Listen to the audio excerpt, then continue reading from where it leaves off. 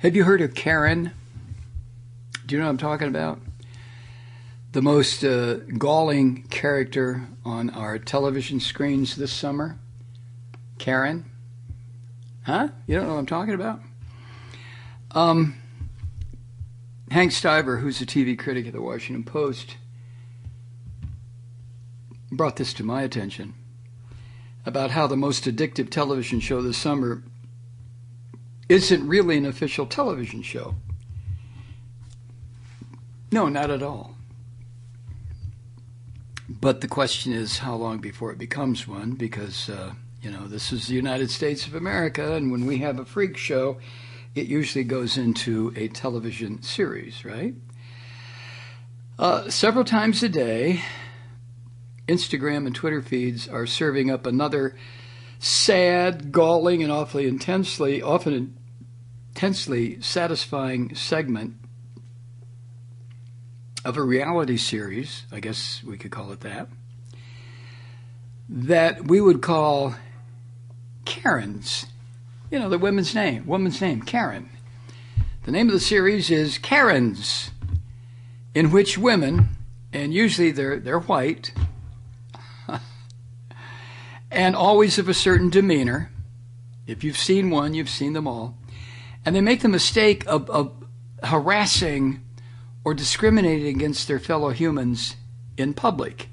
And since all of us are equipped now with high-resolution cameras, it becomes a video segment, and we all get to see it. And as soon as one Karen flames out across the internet, another, apparently more unhinged Karen, rises in her place. For example, as Hank writes, one watches the video of a mask-defiant Karen in Dallas who angrily hurls the contents of her grocery cart to the floor, and then, only hours later, one sees the terrifying video of a Karen and her husband, a male version of Karen, sometimes known as Kevin,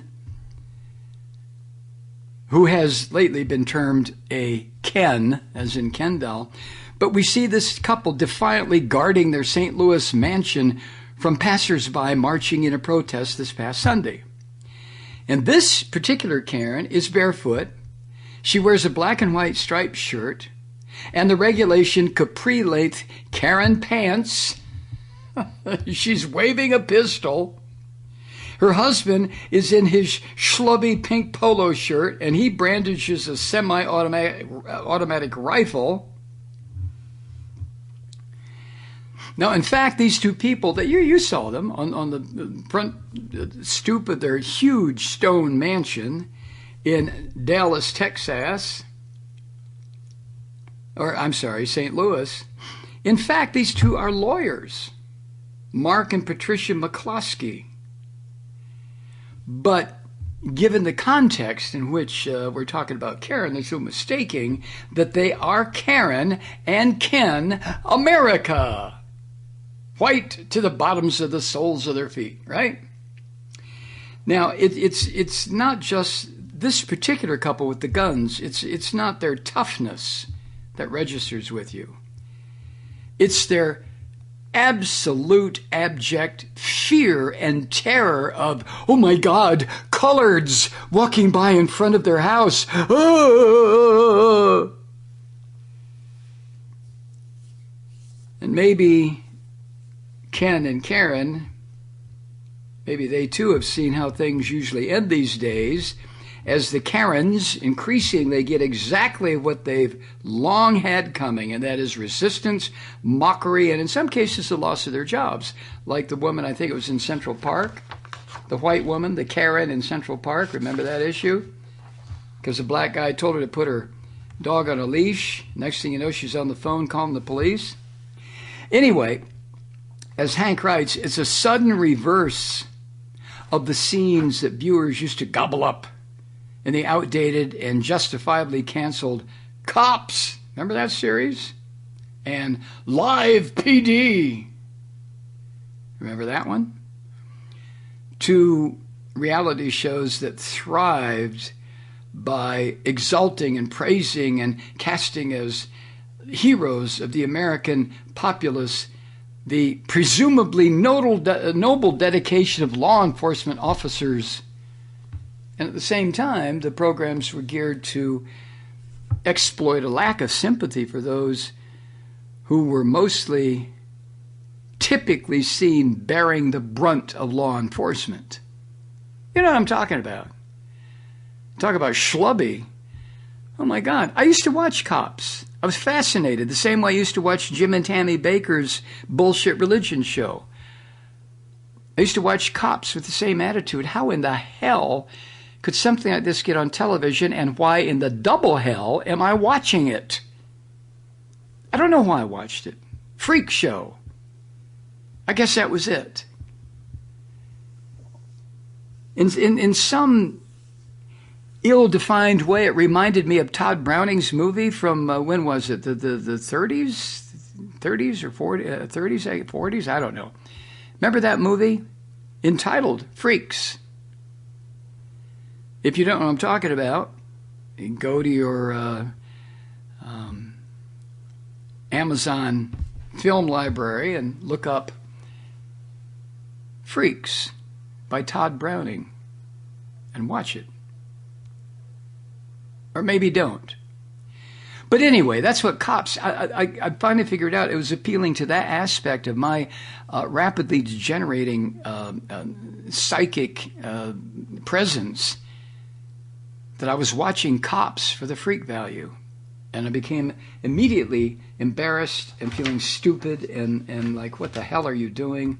And stopped. Well, Cops has been canceled, I guess, because the producers, or more likely the advertisers, came to the same conclusion. What the hell are we doing? But anyway, now the cameras are squarely and vigilantly, Hank writes, in the hands of those who are sick of being hassled. The Karens show depressingly, their show, the Karens show, all these white women, it depressingly confirms some of our worst suspicions about people in general. And we wind up wielding a similar power of stereotype. Karens, the video, flips the Cops video dynamic. The Karens of our world relied too long on the power of racism and intolerance, threatening to call the authorities on anyone who offended or unnerved them. Now, Karen is the bad guy, getting the comeuppance that she definitely deserves. What you going to do, Karen? What you going to do when Instagram comes for you? Right? Remember that song, that theme song from Cops? What you going to do when they come for you? Eh? On May 25th, I'm going to provide for you the example that Hank provides for me. On May 25th, the same day George Floyd stopped breathing under the knee of a Minneapolis police officer, one of the all-time Kareniest Karens, a white 40-year-old dog owner named Amy Cooper, was recorded in New York Central Park verbally harassing Christian Cooper, no relation, a 57-year-old black bird watcher, after he reminded her that her dog belonged on a leash. Now, we all know how Amy Cooper's tantrum, which included this hysterical call to the cops, turned out for her. We also know how it might have turned out if Christian Cooper hadn't recorded the encounter. We don't dare think about that, do we? Huh? Another knee on another throat? And so amid a culturally fractious and largely failed attempt to quell a killer pandemic paired with a stirring surge in support of civil rights and police reform, given all that, There's a strange sort of solace that comes from watching these Karen and Ken videos spring up like southern or summer dandelions across the regulation green lawns of the fragile, delicate, white American psyche. Oh, the poor white people. Oh! You never know when Karen is going to show up. Or, more importantly, and this is what adds to the drama of the whole thing, when Karen is going to snap. The videos, Hank writes, are almost remarkable for their similarities. Karen points at the camera. Karen gets hostile. Karen is triggered by the audacity that someone would talk back to her, tell her no, tell her to try minding her own business. When she's cornered, in other words, when at last she reckons with the idea that millions might soon be watching, Karen doesn't back off. She doubles down. Out comes the weird dance moves, the racist slurs, the anti-immigration diatribes. Go ahead, film me. How is it that Karens can be so often counted on to fly into these rages of entitlement? And may I add to what Hank is writing, for anyone who doesn't understand white privilege or white entitlement, take a look at these so-called Karen videos. These out-of-control white women who just lose their shit completely because a person of color happens to be, I don't know, within visual range, maybe? Then Hank writes this, Karen is all but rendered powerless by Karen's Going Wild by Pavel. That's an Instagram account with more than 500,000 followers and rising. And it shares particularly egregious Karen videos of the moment, resulting in swift responses.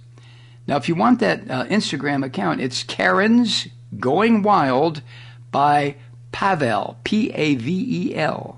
Check it out. Over the weekend, a Hampton Inn employee in North Carolina, white woman, called the cops on a black family who were registered guests at the hotel, who were using, oh my God, the swimming pool.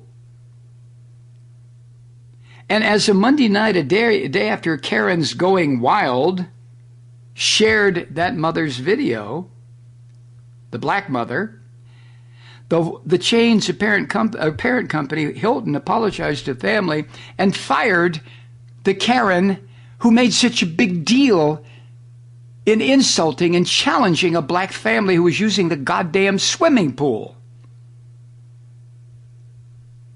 But that's how it goes in 2020, right? You know, for those of us watching these videos, it could be really entertaining. But just as often, unsettling, and for me, maybe for you, if you're white, I'm white, well, predominantly white, it's unsettling to watch this shit, like cops, especially if you happen to be holding out any remaining shred of hope that the social fabric in this country is not going to be just ripped into meaningless strips, dropped on the ground, to be stomped underfoot in the mud and the slime and disappeared.